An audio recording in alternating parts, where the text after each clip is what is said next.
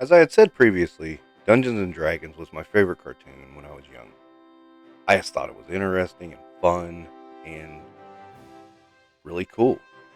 When we were told we were getting Dungeons and Dragons figures from the cartoon after 40 years, I got excited because I was like, this is what I always wanted. We never got these when I was a kid, and it was always like a fledgling dream to get these.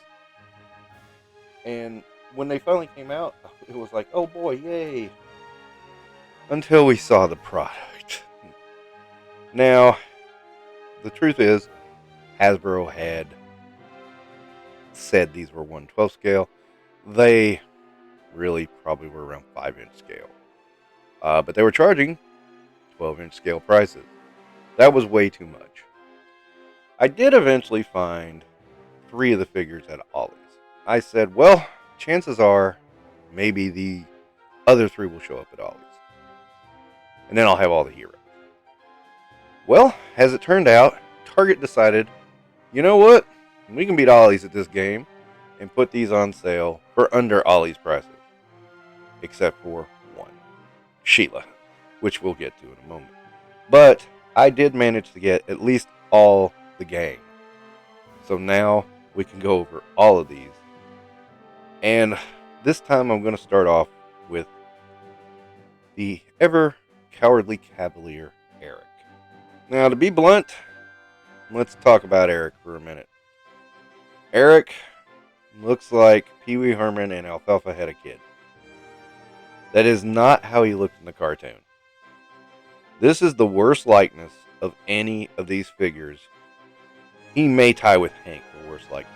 I think he beats Hank out just for the simple fact that for whatever reason, even though his armor is shown as blue in the cartoon, and on the card it is shown blue, it's silver on the figure.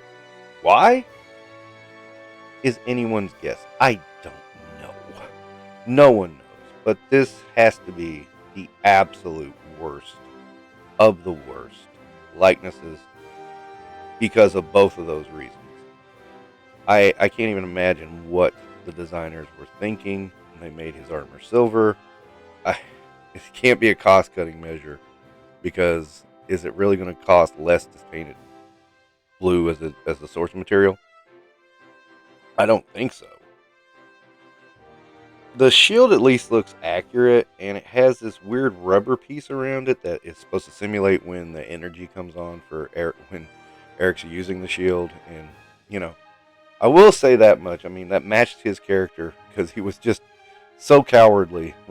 He always acted brave until things happened, and then he was so cowardly, and he hid behind that shield, and it was perfect. And that shield was indestructible, and that gave him a bit of an edge, that he could hide. And I kind of like that part, but everything else about the figure is kind of rough. I mean, at least they got the cape right. I mean, it's that red cape that he wore in the cartoon. That much I can go with. But, and the accessories do match him. I mean, it's got looks like a griffin symbol on the front. And that energy, actually that energy thing around the shield is not that bad. I really kind of dig that. But God, that face. God, that face, that head sculpt, it's terrible. It's just awful. And this figure, I mean, just the look of the figure, even on the render on the box, I would not have it at all in my collection if it was not for the fact that it just completes the team. That is the only reason I even bothered with it. But otherwise, he's just freaking terrible. Articulation is pretty limited, as we've seen with the others. Single joints in the arms and legs and all that. I mean, there's nothing new here. For whatever reason, they put rockers in the ankles. I don't understand why. Again, it's a weird. This line is so weird, and I'm kind of glad it can't go any further because it's just the bad is so bad, and it continuously is bad. I've talked about the scale already. This is a 5-inch line at best. This is not a 6-inch scale line. I believe I've shown the pictures of Hank and Eric beside a Strongheart. Strongheart was supposed to be a full-grown male, and they're just like maybe an inch shorter than Strongheart. So I mean, obviously this is not a 1/12 scale line, regardless of what you try to say. So easily the worst figure of this line overall. The other figures in the line do have issues, but this one is terrible. It's a tough one because this is a figure you need to complete that group, but at the same time, it's just like so bad. The likeness is terrible. They can't even get the armor right. It's just like, come on. Why can't we at least get a few things right? I mean, even on the card art, they have the armor right. So what is going on there? I don't know. I don't know what the thought process is. I don't know what they think they were doing. I don't know if this was the last one. They just phoned it in. I don't know. I have no idea. But this shows the big failings of this action figure line. And it's just a damn shame because, again, you have to have Eric. I mean, as much as you don't like Eric, I mean, he's an unlikable character, but at the same time, you have to have him to have the group. I mean, he was a big integral part of the group and is necessary to have the complete Dungeons and Dragons crew.